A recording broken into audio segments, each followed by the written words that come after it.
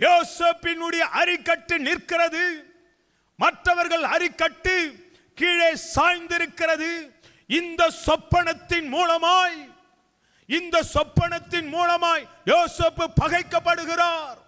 இவரும் மரண இருளில் பள்ளத்தாக்கிலே நடக்கிற ஒரு அனுபவத்துக்குள்ளே யோசேப்பு போகிறார்.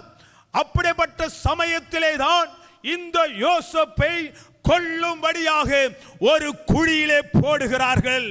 அவர்கள் கொல்லும்படி குழியில் போட்டாலும், ஆனால் அதே குழியில் இருந்து என் தேவனாகிய கர்த்தர் தூக்கி எடுக்கத்தக்கதாக ஒரு யூதா மூலமாய் இரக்கத்தை உண்டாக்கி, ஓ நல்ல கரந்தட்டி தோத்திரம் பண்ணுங்கள், அவனை குழியிலே போடுவதற்கு, இந்த யோசேப்பை குழியிலே போடுவதற்கு, இவன் தரிசனத்தை கொள்ளும்படியாக, தேவ திட்டத்தை கொள்ளும்படியாக, தேவன் விருப்பத்தை கொள்ளும்படியாக அவர்கள் என்னதான் திட்டங்கள் வகுத்தாலும், ஆனால் அந்த தேவன் கொடுத்த தரிசனத்துக்கு என்றுமே மரணம் கிடையாதம்மா.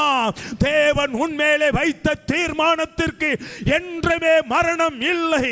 அவர்களே குழியிலே போட்டாலும், ஆனால் என்றைக்கு யோசேப்பை குழியில் இருந்து தூக்குகிறார்களோ அப்பொழுதே அந்த தரிசனம் நிறைவேறுவதற்கு முதல் படியாய் மாறிற்று.